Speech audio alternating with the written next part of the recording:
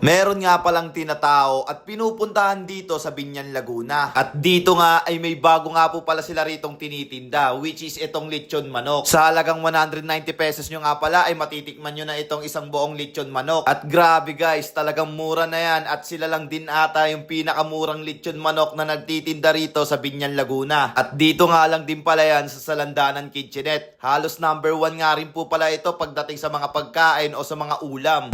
Ang pinakamurang lechong manok ay matatagpuan nyo lang po dito sa Salandanan Kitchenette. Ang lechong manok po namin ay nagkakahalaga lang ng 190 pesos hanggang 220 pesos. So everyday nakakaubos po kami ng lechong manok ng 80 to 120 pieces. Kahit bago pa lang, mabilis po itong maubos dahil mura na, masarap at sulit talaga ang aming lechong manok.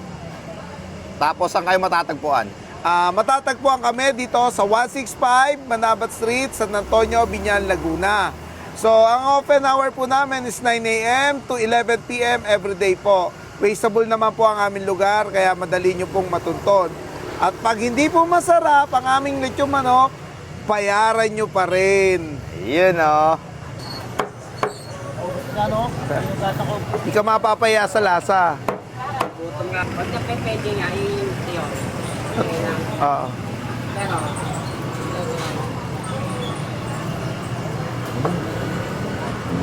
Yun o, takaw eh. Panalo.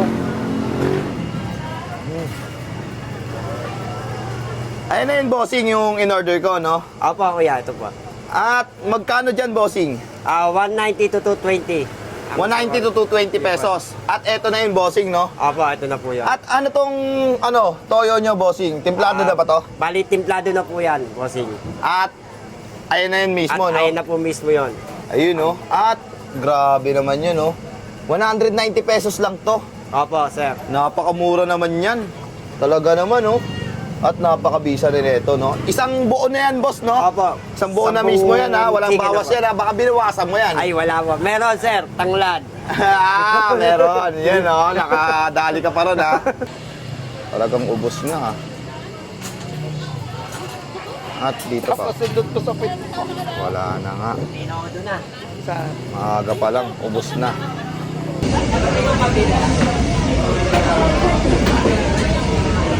Kaya kanin nga.